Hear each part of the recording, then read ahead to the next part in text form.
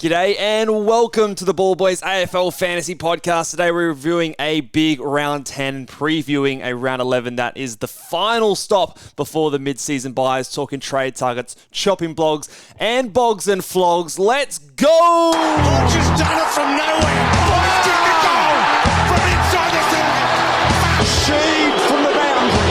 Dusty.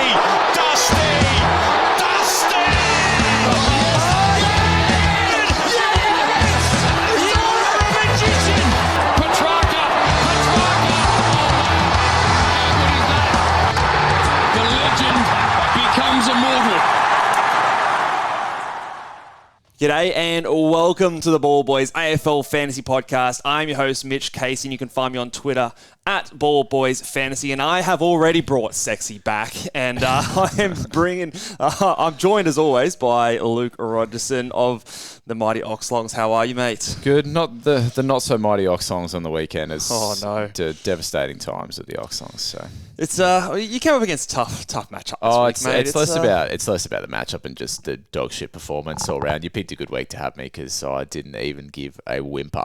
Oh well, look, you got to dust yourself off and get yourself back out there, and I'm sure the same thing is said for a lot of people out there. Heading into the bye rounds, which we know is one of the great opportunities for a lot of us to get back up there. Yep. There's a lot to talk about, obviously, before we get into those trades, where we will have 3 per week. How did you go last week? What did you score? What's the rank looking like? And the ranks, and who did you lose to? Not looking super. Yeah, nice. The rank's not looking super healthy. It was down 1,000 spots over the weekend to 2,400. And scored a 21.35. So biggest slide in a while for you, hey? Biggest. I think it's the second slide of the year and easily the biggest. I think the previous one was like 100 spots or something. So a landslide. And obviously the week I had you in the Content Creators Cup, mate. So it wasn't my week. Obviously made an aggressive trade that at this moment hasn't come off. Yep. But I'm trying, as much as we all do, I'm trying my best not to judge my trade after just 1 week. But yeah, absolutely. Yeah, that is definitely something to always keep in mind. So I scored the 22.98, which stopped my, I think I had 3 consecutive weeks where I was just sliding back, losing touch of the top 100 every week. But this week, moved back up to 119 rank overall, and I am now sitting 13 points behind rank 100. So very much still in the mix. So it's good to see the rank move back up. I'm a little annoyed that I got the 22.98 and not the 2,300. Just one of those extra 2 points. But, beggars can't be choosers, I guess. So yes, you complained to the wrong bloke. Pretty happy with that. But almost 200 points better than me. But obviously, we mentioned the Content Creators Cup. Mitch got the win there. But if you didn't know, that's obviously brought to us by Infinite Wealth. And they're obviously sponsoring that. So the winner gets to donate some money to charity, which is an awesome cause. And if you want to get in on the action there, Infinite Wealth is got a bit of a gift for you guys as well, valued at almost $3,000. The Make Smarter Financial Decisions package that they're offering to fantasy players. You just got to go to infinitewealth.com.au/AFL Fantasy and get some more details. Absolutely. Let's go and talk about some bogs and flogs, the players who hyped us up and let us down. All right, bring that one up there, Luke. And the winner of the Norm Smith Medal. You're an embarrassment to what you do, mate. You're an embarrassment. Well, we're going to start on Thursday night with the man himself, Alex Sexton. And obviously we talked about this on our Friday show, but big 126, 10 marks up in the moist run over there was. A lot of people might have had a few bad memories of Gold Coast Suns players playing in, Darwin last year, but this year, different story. Well, that's it. It turns out the moist run was nothing to worry about, but I thought that I was going to get, this kind of segues to the flog, I thought I was going to get the first ceiling score out of the Tookster all year. And his other midfield teammates went big. Well, they did, but I mean, to be honest, he was going all right. I think 108 sort of, a quarter of the way through the last quarter, and then the issue was when I started watching. So you can't watch Took. I flicked over. He gets the nerves. I think he does get nervous. I flicked over. I thought I'm just going to watch him get his first ceiling score for the year, and then he spent about 10 minutes on the bench while it was just a Gold Coast bonanza, and so I ended up with a 108. He's a bit of a Jordan Clark midfield clone, because if you look at his scores, round 0 went 110. He's got a 109 in round 2. He's had a 109 in round 7 and back-to-back 108. So he's just, constantly just hitting those, under 110 sort of marks. It's probably a bit rich that I'm whinging about a 108, given some of the way that that the midfielders scored this week. But we'll talk about them. So Sydney Carlton. Absolutely. Sydney Carlton, the bog for this one. I'm going to go a bit left field. Okay. I'm going to go Matt Kennedy for presenting himself as a decent option. Obviously, with Chera going down, he gave us a decent score and has us thinking that he could be someone to bring into our forward line. He scored the 90... What did he score? 97 on the weekend, and if it wasn't for that sub game, he would be a very, very good target. So 100, 102, then he had that 15 where he was the sub, 85, 97. So remove that game, and he's nearly averaging 100 in our forward line as a bit of a unique pick. So just wanted to give him a bit of a shout out. James Jordan's the flog in this one. He just keeps going to fantasy-relevant players. What the hell, man? He's killing fantasy-relevant players, and Sam Walsh was his latest victim on the weekend. So I thought I might have been on there. I thought, Mitch has got Sam Walsh. I got a low score there, but it didn't pan out for me there. But 3 weeks in a row, he's tagged my players: Lachie Neale, Jordan Clark, and now Sam Walsh. And they're not half-backers. There's a midfielder. Before that, he also tagged Noah Anderson. So we'll talk about him later, but that's very frustrating. Collingwood versus Adelaide, best on ground to another previous player of mine, Matt Crouch, who if we remind ourselves, my spicy take several weeks ago. That's not a bad shout. Matt Crouch to overscore a Rory Laird. It's looking real good. And after this game, it definitely went the other direction. I think they were even on average going into this game, and now Matt has now pipped him, obviously. Yeah, and the flog is led his time on ground. Like, it's hard to see when you can see a guy that is an absolute fantasy beast in the right role, and you see him just with the shackles on 60% time on ground. It's tough to watch. So. Yep. Let's get Lairdy some tog. Yeah, absolutely. Hopefully, cross opportunity, and Isaac Rankin obviously went down with that hammy injury, so potentially for Rory Laird owners, he might see that time on ground come back up. GWS versus Bulldogs. This game was very devoid of fantasy scoring. I'm giving the best on ground to Ed Richards. I don't feel great about it. 97. He started like a house on fire and then slowed down. I was kind of against the pick. It's kind of been okay, I think, if you picked him up. I don't think it's necessarily been a smash pick, but it's solid considering his price point. But, not huge scoring in this game. I mean, we could have raffled the flog in this one because there were plenty of fantasy-relevant names that just weren't up. Obviously, a lot of people looking at English as a captain option coming up against a good matchup. The numbers were definitely there. Yeah, it's hard to argue with the numbers prior to that. And then Bontempelli is more Smelly. I don't know why you jumped on a couple of weeks ago. And then I got one score out of him, and now he's dropped that average back down under 100. Realised what I was talking about, and my trade in Tom Green was putrid as well. So I didn't watch that game, but just based on the scoring. Yeah, just shit conditions and not many great scores at all. St Kilda versus Freo, best on ground here. Rowan fucking Marshall. This is the kind of stuff that just kills people's mental health because there's a host of people. I've been chatting with Holmesy a bit, and he got off Rowan Marshall 2 weeks ago. That sucks. And he's gone 160, 170. Why would you bother, continuing to make your trades each week? That's a kick in the guts. Oh, dead set. And there's heaps of examples of this, and there's a lot of people that have copped this type of thing. Like even North Melbourne's been a great example of this year, where people will get off someone and then the role changes, you got all these kind of storylines there. Tom Power to an extent. What's Will Phillips doing? So is there a lesson here when you've got a player who they're named?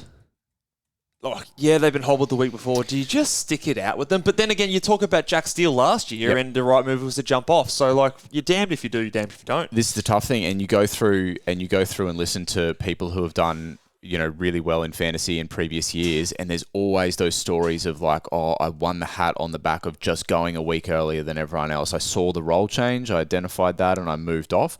And I mean, there's a lot of skill involved in the game, but there's also a lot of luck. Oh, a whole bunch of luck. But I mean, if you've got Rowan Marshall on your team, you are absolutely cheering. Yes. And I know a few people might have had the captaincy on him.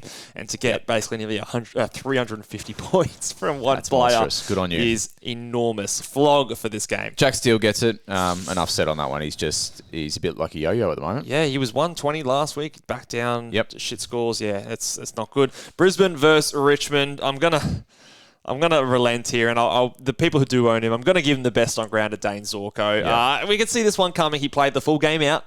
Obviously, a bit of an injury to McCluggage, I think it was, saved him from getting the rest or the bubble wrap, but just narrowly missed out on the 150, 148 against the Richmond Cones. Could easily see a big one coming there. Well, I'm not relenting because he's my flog. And specifically, it's his elite chassis. This guy will never get injured 100%. This guy is... He's an Iron Man. He has no chance of getting injured. There is absolutely no way. The only thing that will get him injured is you or I trading him, and I think. Yeah, well, I'm halfway there. Trade him into Bolter, so maybe one comes up soon. But he's in my sights over the next few rounds. We're going to have to get him at some point. It's killer. He is playing well. Essendon versus North Melbourne. Best on grounds. Got to go to Zach Fish here. The Fish, he was losing it this weekend, and just went crazy. Obviously, I think he had a 50-point last quarter. Just waxed it in the final period there. You know, that's the reason why I can't do the trades that the trades I talked about. Oh, no good. Woke up this morning, checked the prices. Too much. Yeah. So his price has shot up nearly 700,000 now. And obviously someone again, I remember a few weeks ago, someone asked me, who should you trade out, Zach Williams or Zach Fisher?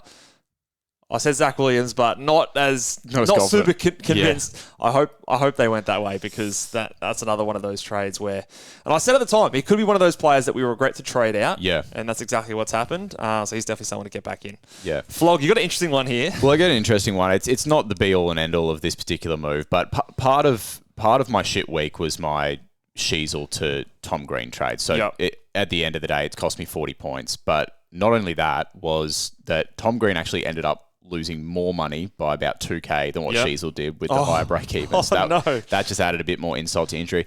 And this was one of the ones where I thought this fits the prototype of getting off a week earlier than everyone else with a poor roll. Yeah. Maybe trying to, to lock in a guy that Tom Green, I thought maybe you could perform well over the last couple of weeks. But the reason I've got Miller Bergman as the flog there is because it's somewhat... Poor Miller Bergman. Well, he gets injured and then he cops the flog. Don't worry. Totally fantasy irrelevant. Don't worry. Cops the flog. He's not listening to us.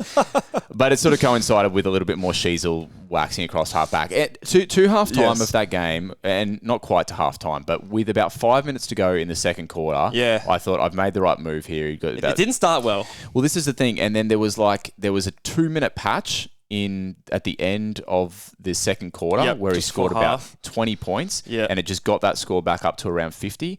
And then from there, it went back, started waxing a little bit. Yeah, he definitely played a good second half in that final quarter as well. It was, at the end of the day, it was the wrong move this week, and I'm just desperately hoping that he's back in that midfield role. Yeah, I don't think if you held, you're in the clear by any means, because if you're not playing half back without McKercher there, and he's got Port Adelaide this week, so... Yeah, definitely. I got to hope that the script is flipped for Tom Green this week. Port Adelaide versus Hawthorn. Yep. I'm going to give the best on ground to... I've given it to Dan Houston here. Massive game. Kicked 3 goals. Lots of tackles. Marks, out of his arse, basically. And... big game here, but also give a special shout out to Zach Butters. He would have got the best on ground if he played a solid first half, but his final quarter, I think he had nearly 50 points in that final quarter as well. He doesn't mind a 50-point quarter. And just got them over the line, got their clearance, set up their goals. So shout out to Zachy Butters. Vicentini is the flog for this one, and this is just killer because whether you traded in sweet at R2 or R3, it looked like...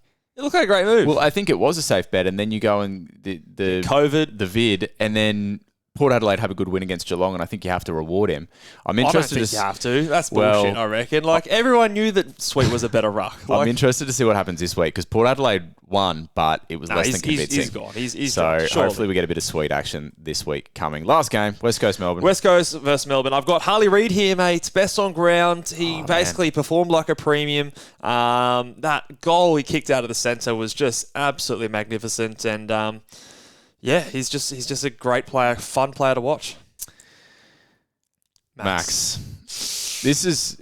I went against the big boys and I suffered because of it, because I think had I not, I would have taken Butters as my VC with the 110, and so I lost points here as well, but I went Nick Martin, who I think a lot of people did, like the good matchup against Geelong. Fair shout, yeah. And then when you see that your waxy half-back who's got the VC on then goes forward and he managed a decent score in the third quarter, but then he goes forward and you think, fuck me dead, what's going on here? Then you have to roll into Max, and Max just...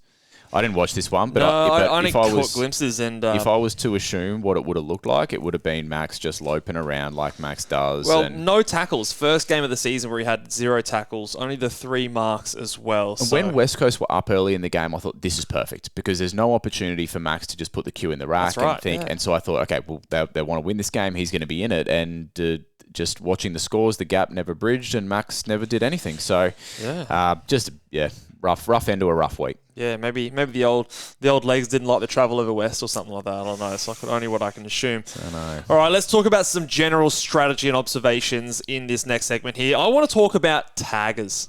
Because taggers are back, Luke, and it's highlighted by one guy in particular who is clamping all my fucking fantasy players. Yeah. James Jordan for Sydney Swans. Yep. He's probably the main guy here, but there's a few other guys floating around that are at least doing some run-with roles. So Cullen Ward ran with Bontempelli on the weekend and sort of, he's done that a few times before. I don't know if that was like a one-week special where it's just like he's done it against Bont in the past. And it worked to an extent, but they didn't win the game. They didn't win the game, so potentially they may be... And they don't have... They're missing a couple of players as well, so obviously no Kelly they're in their midfield, so maybe they're relying on a bit more of a defensive mid to do a role. Liam Shields went to Zach Merritt, held him to a sub-75 score, probably lucky to escape the flog in this game as well in that game, but he got clamped from North, so particularly usually end up being a good matchup, but when you've got a tag and running around there, you've got to be careful of that. Now, Matt Guelphy didn't tag anyone this weekend, but he did tag Lockie Whitfield the week before, so he's another one to keep an eye on.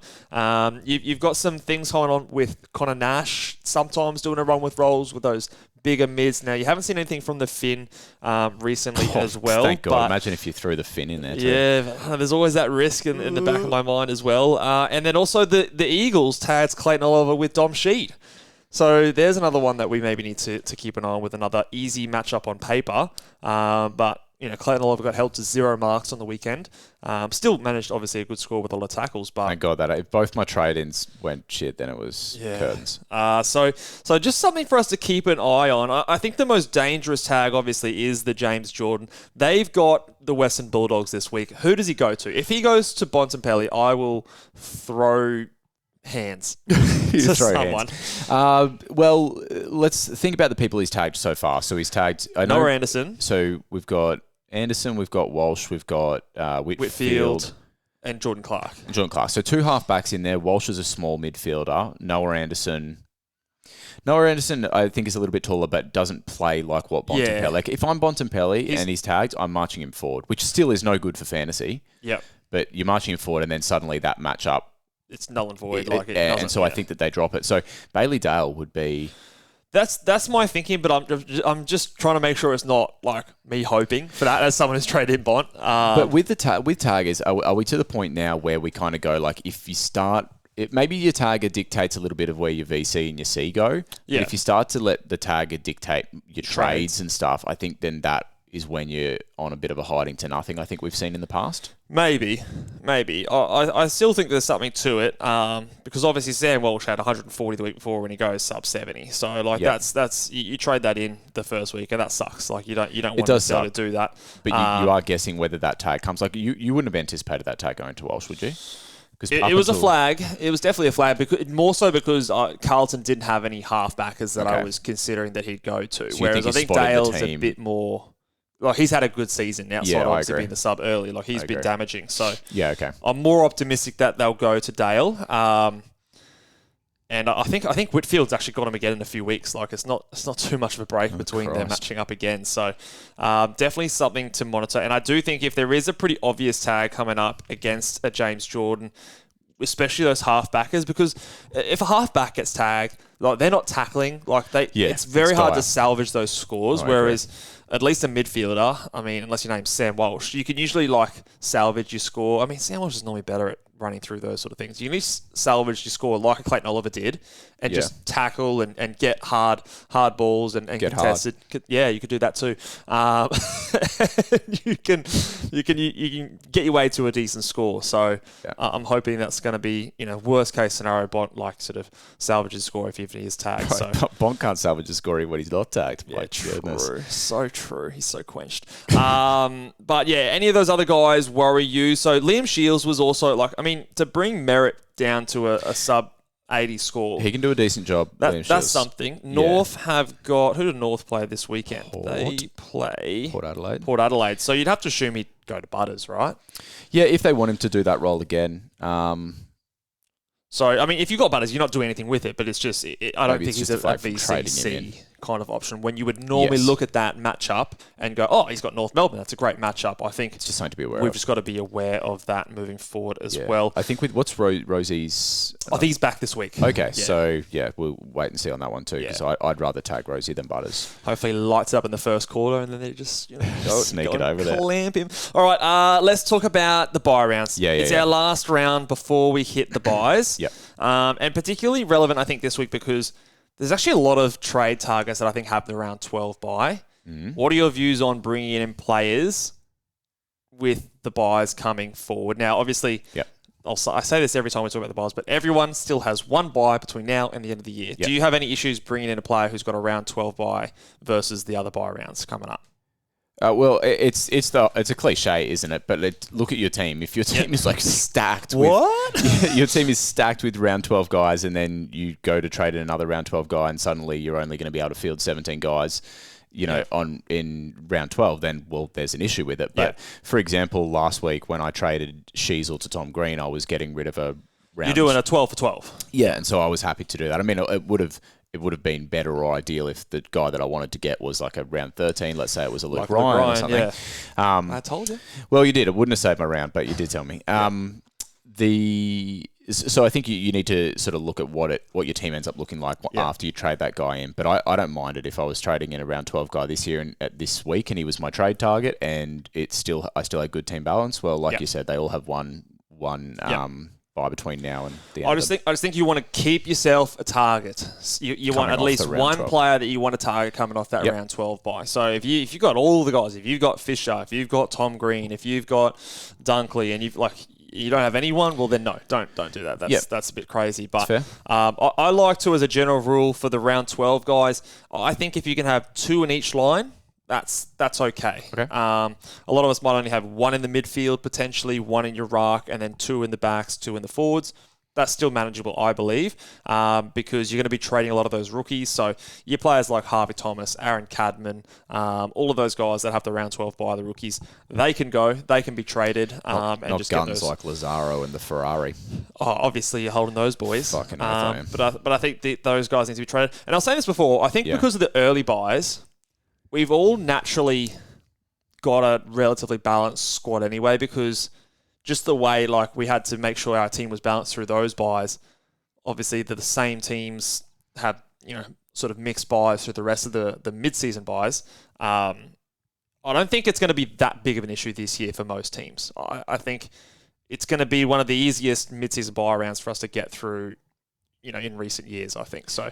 Yeah, I think we're all pretty set up. Yeah, I think looking at my team over the last couple of weeks, there hasn't been an urgency like, I need to reshift my balance, and you might be right, that might be because of the early buys. The only thing that might cook some people, red dots. And we've had a few piling up recently. Jeez. So where do you sit in terms of fixing up these red dots versus getting in the big premium you want? Are you willing to take a haircut on that premium if it means fixing up a red dot because we are that close to the bye rounds? This is an interesting point because to borrow the phrase, my bench hygiene, it's like the fucking bubonic plague. It's got COVID, mate. There's COVID all over my bench, literal COVID and just fantasy COVID on my bench because let's run through my bench and a few benches will look similar to this. So Zach Reid not playing, red dot. Will Graham not playing, Hugo Garcia red dropped, dot. Lockie Sullivan. Went he's alright, but every chance with guys returning.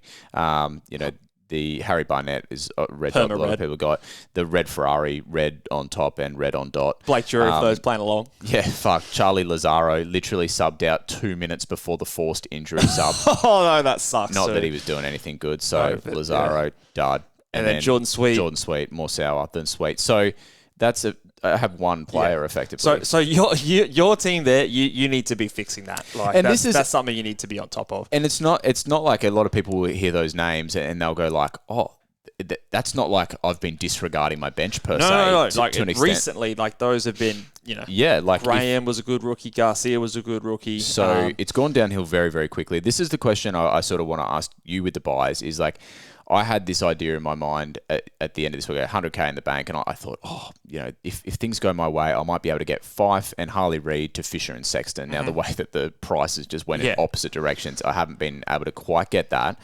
But if I made it like Fife and Darcy Wilson to Fisher and Sexton, that doesn't look so bad, except my bench is just red dots. So do I wait until I have 3 trades next week and then use all 3 trades next week to do I've always liked that round 12 buy. That's when you cull those guys that are just not coming back. If you wanted to move someone.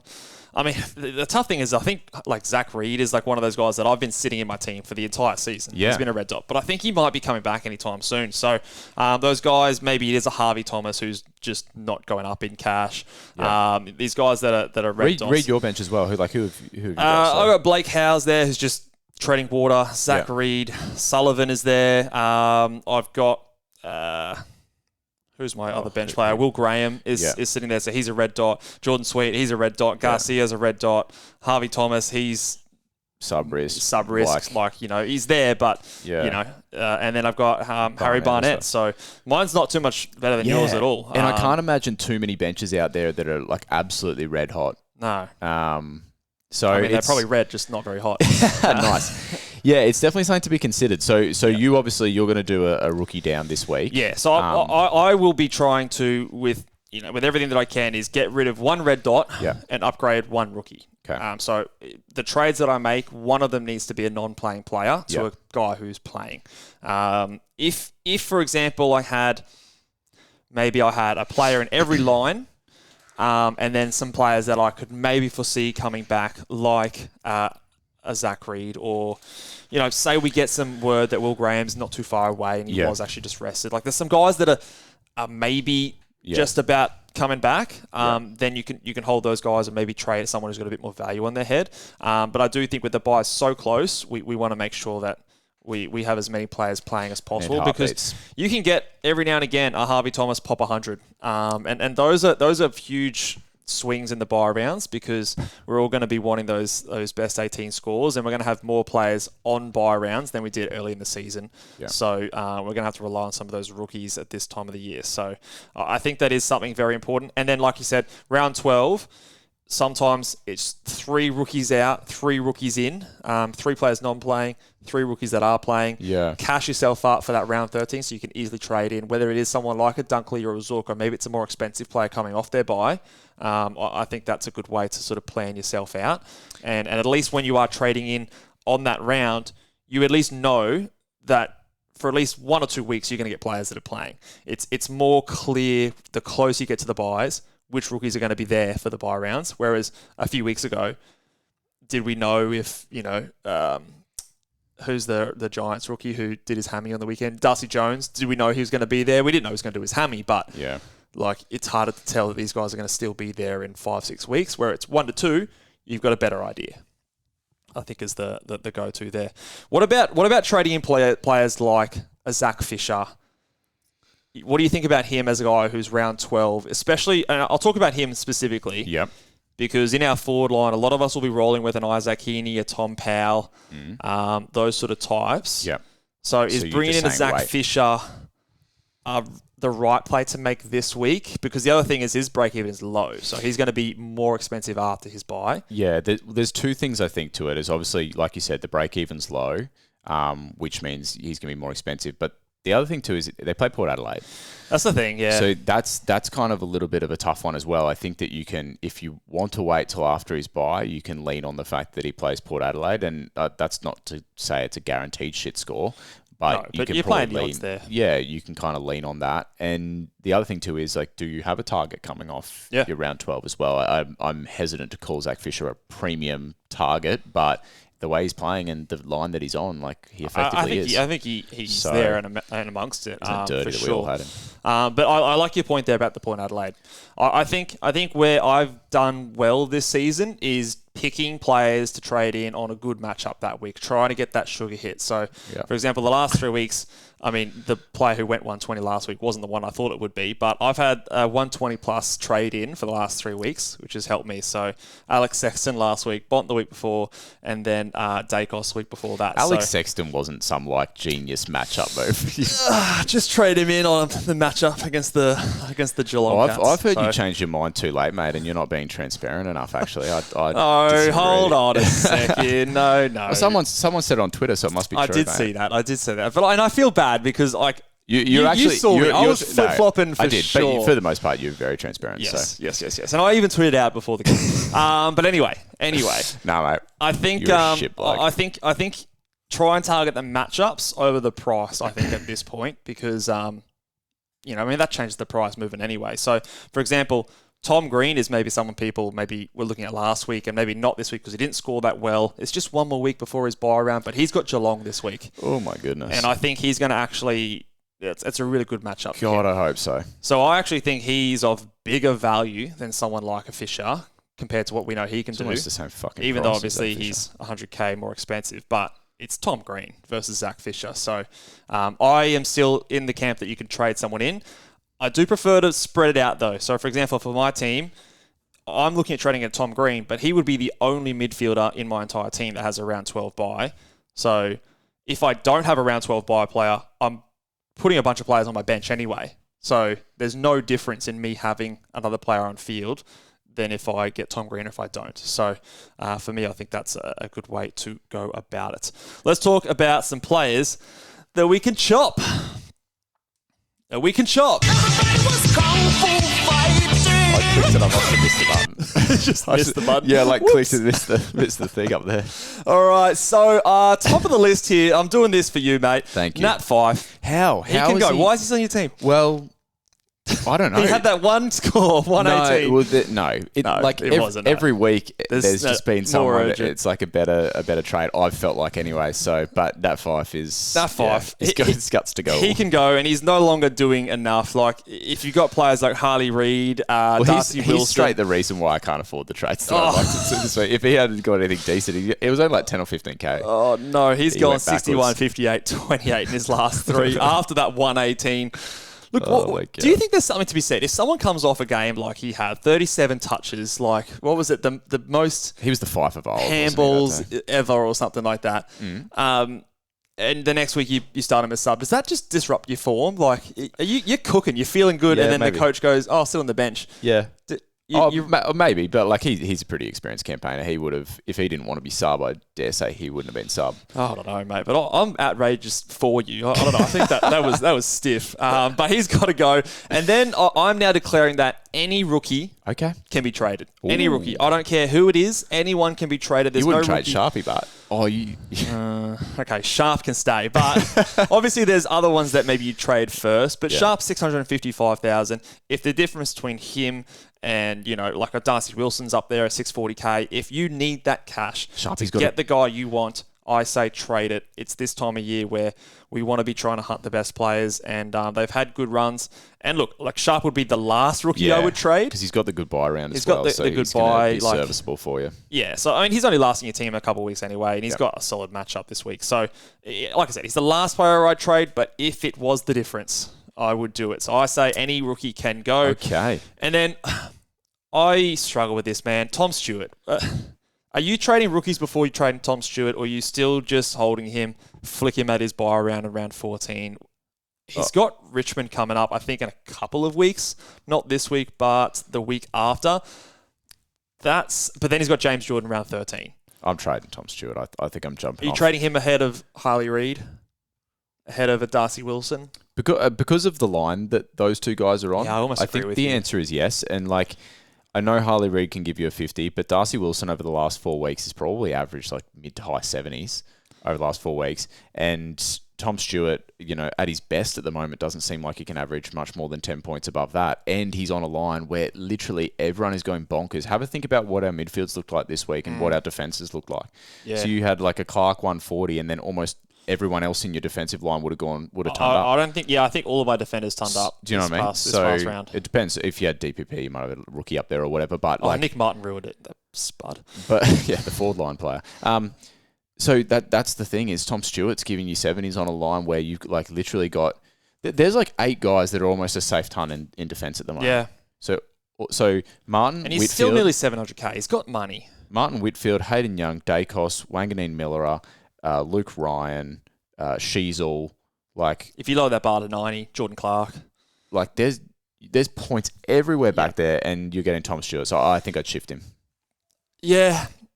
No, you've convinced me. I reckon you trade him too. Just know that he's probably going to drop a big score against Richmond, but GWS is a tough matchup for defenders. And you know, as shit as he's going for fantasy, like people are tagging him and Geelong are losing. So there's every reason that James Jordan will go to him. Yep. So he'll have probably 2 out of the next 3 rounds being shit. So if he's driving your head in, I'm okay with moving him ahead of a Wilson and a Harley Reid. If it's another rookie on your field, I'd still probably move them. But those 2 or Sharp, those 3 rookies, I'd probably still hold him ahead of them. So those are the chopping block, short and sweet. The players we're trading in. The number 1 target is the Sex Pistol. And I think that he's just extreme value. He is someone that doesn't have the round 12 bye, so different to a Fisher. I have him as the number 1 trade in target, break even of 15. 88 and 126 in his last game. He goes under the roof now against Carlton, goes Essendon, and then St Kilda just before his bye. All those games will not have Will Power because his that's suspension. the point I was going to bring up. So goes to round 14. And so I it's think perfect trade for the Power's timing. suspension goes 1 game after the bye as well? To his bye. Okay, so to he the was bye. suspended 5 games and he served 2 of those, Yeah, so so it could 3 be more ideal. games. And then he is theoretically back in round 15 after their bye. So Well, you're hopeful on that one as well. Like, obviously, a lot of us started with him. You're hopeful that little kind of drop back to the Scoobies, hey, work on X, Y, Z, and then that coinciding with the Power thing. And stars have aligned. I think they have. Yeah. And then what he did on the weekend, I think, is enough to at least buy him through to the bye. Fingers crossed. It's the perfect buy round play. You get a guy in for 3 weeks, you Cash. flick him at his buy round, his cash rolls up, he gives you good scoring in a shit line. He's cheap right now. I think there's so many scenarios where he's a great trade in. It would have been a better trade in last week, but add him to the list of players that we've had and then not had, and then it seems to be the year, right? Like, Yeah, bloody feels hell. that way. Feels that way. If only AFL coaches thought like fantasy coaches, like these guys are just staying there the whole time, they'd be doing a lot better. Think of us, you pricks. The next guy here, I still have Clayton Oliver. If he can get to a 94 in a tagged game where Melbourne lose to the Eagles, I still think he is someone that... And his time on ground actually went up a little bit. 79%. Yeah. It's still under 80, but it's positive signs. So I still think he is someone of huge value. And I've got Tom Green here. He's likely going to be my trade-in for this week. I think he's very much someone we can consider for captains. I know he's had a few poor scores, and obviously it's hard to back in someone, but the time on ground went up to 85%, and no one scored in that Bulldogs-Giants game. None of the midfields did anything. He still had 29 touches. He just, 1 mark in a wet game. So I think he's going to be a lot better than that. And Geelong just gave up basically an average of 125, 130 to all the Suns mids. So I think he's a good trade-in target now. He's got a break-even that's a bit higher at 121, but I reckon, Spice Take early, I reckon he hits that, and this is his bottom price. So I like him. I've got Fisher 4th. So if you're picking between the two of those cheap forward guys, I'm clearly Sexton over Fisher. Where do you sit on the Fish as a trade-in target? Yeah, like I said before, the Port Adelaide thing fills me with a little bit of hope because it looks like perhaps I won't be able to get to him this week. I'm gonna just cross my fingers that he'll get his break even. You would obviously imagine, but I'm just gonna hope that I'm just gonna hope this is that he break even doesn't. like 30 something. Yeah. What is it? 38. Yeah. He might just tip over that. I'd hope so. But just hopefully that he doesn't get away. Because even, after that fact... 697, he'll still be cheapish. If he's, 730K, coming off his bye, you're probably still happy with that. He's still $120,000 more expensive than Alex Sexton, and I don't think the difference in their scoring is anywhere near that price. As long as the rolls stay and everything... stays as is, I agree. Yeah. So I think to me that's a pretty clear choice if you have to pick between the two. And then I've got Zach Merritt here again. You're going right to the top of these next 3. Another guy's, but he's the cheapest he's been all season. Yeah. And guess who he versus this week, Luke? Rook, don't tell me. Who is it? Well, the R is there for a reason. He plays the Richmond Cones. Oh, And, oh my. After being tagged, I've said about players who get tagged. The next week when they get that freedom, we saw that with Jordan Clark this week. They get freedom with an easy matchup. This is 140 territory here. He has to be he's got a big boy. Break even of 148. Again, Every chance he gets it. he hits that this week. Yeah. So yeah, he's got a good one. Okay. And just someone who has been expensive all season. He's now at 942,000. So he's finally at that price where I think you can get him. Probably down the list. I don't think most people will be shopping that low on the targets. But if you've got the cash and you're looking for around 14 premium mid, I think Merritt, you'll get instant reward this week. A couple of guys to discuss here. Rowan Marshall. Oh my. My. How urgent is getting this guy in? He's over $1 million again now. He's the highest averaging player in the game. What's the narrative that you're selling yourself there? Because I sort of asked you this on the weekend. It's like, what's the big turnaround? Because we went from 3-4 weeks ago going, oh man, there's niggles. He missed some time in the game. Is there a risk of arrest? What's changed in the narrative without watching St Kilda super close? What's changed? I don't know. I think maybe the niggles were just that. They were just niggles, and you just got over them. And it's not you know what I mean? It's not the stronger. It's hard, but it's like, this guy's a gun. There's no doubt. You look at his stat line, and you said this to me. That is a premium midfielder. If you have, 31 touches, 7 marks, 9 tackles. You drop the hit outs, and it's still an outrageous score. You drop 39 points off that. He still goes 130 plus. This guy is a premium midfielder that's adding 40 points a game because of his hit outs.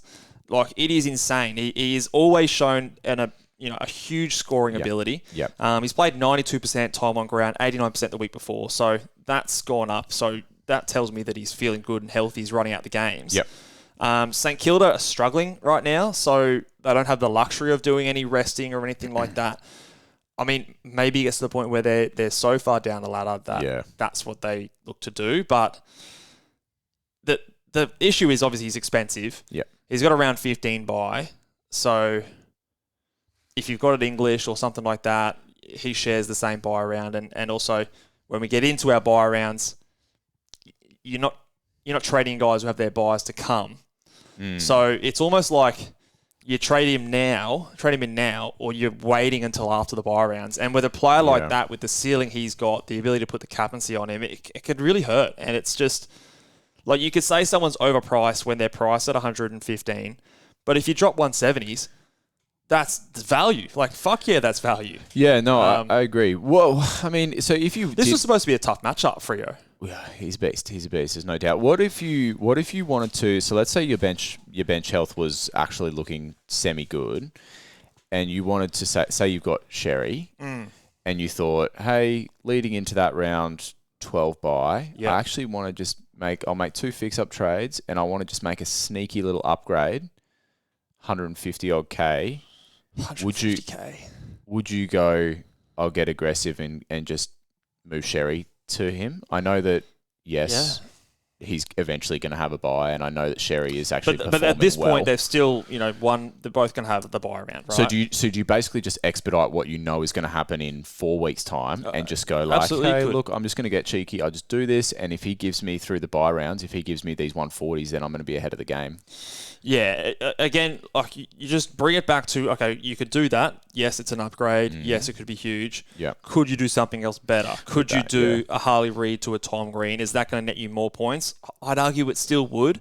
But when you add the ability to captain him and, he's got West Coast coming up in 2 weeks in round 12. Yeah. So while Sherry's sitting on the pine doing nothing, he's dropping 150s. I'm still so confused about where, and please, people will watch St Kilda a lot more closer than me, so people will know more than I do, but I'm just really confused as to what changed and what this huge turnaround was. So I know there was a game where he literally went off the field and missed time and saved a score. Explain. I think the week before was that one where they have 4 games in 17 days or something like that. But you just go from heaps of question marks to suddenly heaps of exclamation marks. It's just punctuation has changed, Luke. It has. But just absolute monster. It's one of those sort of things where you have those guys a few years ago. It was Rory Laird, it was Jack Steele, these guys, and just take the season away from you.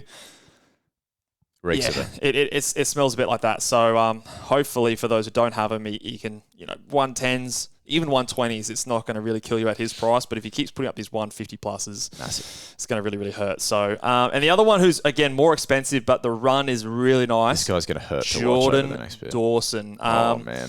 If it wasn't for that one game where he played full forward, yeah. outside of round 1, where, again, it was torrential rain, he has not dropped under a ton. This is what I thought Bont was going to track like. So after trading him in for the worst score of all time for Bont, I thought this was going to be the story where it would just be bounce back, and unfortunately for me, it's been Jordan Dawson who's just bounced back from that score. He's going to be depressing as fuck to watch if you don't own him over the next couple of weeks. Silver lining, Dom Sheed went to Clayton Oliver. Does Dom Sheed go to Dawson? Or is Saligo like the new guy to tag? Well, like is he the damaging one now? I'd argue that maybe he is. Like It might have been Rankin, but he obviously more damaging per possession maybe. Yeah. Like if you go, they both have 30. Who kills you? Maybe. But I think aside from all of that, I think he's going to be tough to watch if you don't own him. Yeah, so he's obviously got the West Coast, Hawthorn, Richmond 3-game run. That is about as good as it gets. You're paying so much money at this point. He's nearly $1 million. Yeah. I think he's probably, if I had my projection right now, I think he's the number 1 midfielder in the game. Yep. Probably him and Merritt, I'd say. And he's probably got the run, but again, it's just that price and the risk of a tag. I think I have Merritt ahead of him.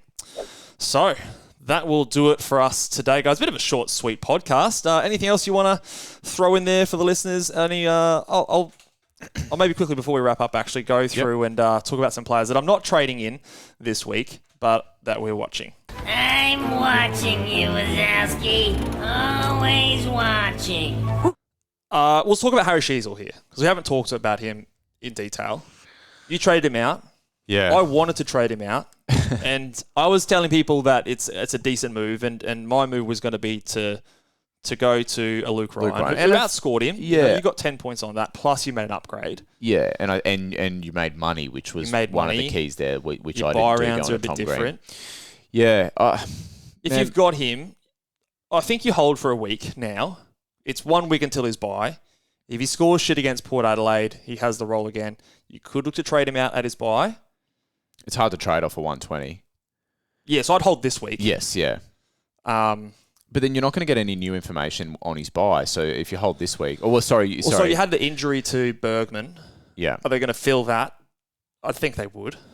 Yeah, potentially. They might just... If enough injuries accrue, they might just go, okay, Sheasel half back.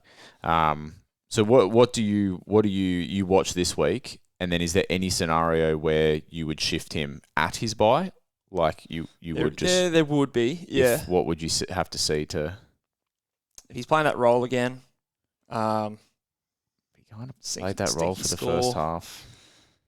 Yeah, so to my eye, he played more proper mid-time as well. Like Rather those than first 3 full-time. quarters, like I think he was 50% for the game, but that also accounts for that last quarter where we did go back. So he was probably like 65, 70% mid in that game. And like I said, with 2-3 minutes to go in that first half, he was on like 30. He was getting back more into the defensive half, even as a midfielder, taking some marks and things like that. From that point onwards, I think would be fair to say. It's like in that last 2 minutes, I think there was that like little passage where he had a couple of +6s and maybe a handball or something, and then suddenly a 30 goes to a 45, and then it kind of spiraled from there. So. It'd have to be a trade to someone else who you think is a top 6. Yeah. And to me, the guy was Luke Ryan, because I think there's every chance that even if he's in that halfback role, Luke Ryan still has the possibility to outscore him. Yeah. Other players that can do that, Nick Dacos, you could probably say, maybe Hayden Young. I would have said Nick Martin, but with his move, that's come into question. Other than that, I don't know. I don't know if there's another one out there. The Wang, Sinclair played a bit more halfback on the weekend. They still have question marks, so it's an interesting one to watch this week for sure, both for owners and non-owners. So maybe, would you ever look at trading back in? Oh man, it would be hard. It would be hard to do that off one game's worth of You'd data. probably see more, wouldn't you? Like let's say he plays Port Adelaide, plays exclusively halfback, and scores a 110 this week. What if McKirch is named again? That's not enough data to then go. You'd almost want to wait back to see McKirch come back in, wouldn't you? And see So very tough one. More water to go under the bridge on that one. Anyone else on your watch list? I'm watching Connor Rosie coming back off his injury. Yep. Want to see the game time. Obviously not trading him in the first game back, but definitely someone to monitor. He'll be cheap coming into his round 13 bye. To trade him off his bye? Yes. Yes, I think that's the kind of player that you're looking at there. Beautiful. Dane Zorko. Man. When do we pull the trigger? I'm getting close. I think he's, if I'm getting in Tom Green this week, Zorko's a guy that I'm planning and preparing and getting my chips ready to maybe bring him in round 13. Yeah, you're going to have to push all the chips in, aren't you? Because he's going to cost you that. But the fact of it is, if he was like a midfield only, I wouldn't be really less. bother. Yeah. It'd be less intense on like paying top dollar for a guy. But the next best guy that, if you don't have Zorko, that you've got scoring down there is just putrid. Yeah. He's got St Kilda coming up in a few weeks as well. My. It's going to pay me to do it, but you're not wrong. It has to happen, doesn't it? Yeah, I think at this point we're at the point where if you've got all your rookies and he's like your sort of last upgrade, like so, I'm forecasting that Darcy Wilson probably my last upgrade in my forward line. And if he's the last guy to go from my rookies and I need a forward, I've reserved a spot for him. Waited as long as I could for potential the hammy to ping. So I'm not going to get him this week. Let him get to his bye round and then Bulldogs St Kilda off his bye. I think is as good a time as any. Imagine being priced over $1 million and having a break even of 88. Yeah, well, have you seen Rowan Marshall's break even? His break even's 60. So he pops another 160. He's going up another 100K. He's going way up. He's going to be the first $1.1 million player. It's insane. So those expensive guys, it's tough, but that's when you can use that round 12 buy to cash up, like do a triple downgrade or a sidewaysy kind of thing, and look to trade in some of those. As long as you're not screwing your team to do it, yeah, for sure. All right. Anything else to close out? Any other guys you're watching? No, I think we're good, eh? All right, let's leave it there, guys. If you do have any questions, make sure you do drop them in the comments down below. Like and subscribe to the video, guys. And if you haven't already, please go and give us a 5-star rating and review on Apple Podcasts and Spotify. And if you have any questions you want answered, head over to askmeonq, spelled qu.com/Ball Boys. Drop your question in there, and I will send you a personalized message to get through them with you guys. And we'll see you on Friday. Talk big boys, trade targets, and answer your questions. Bye!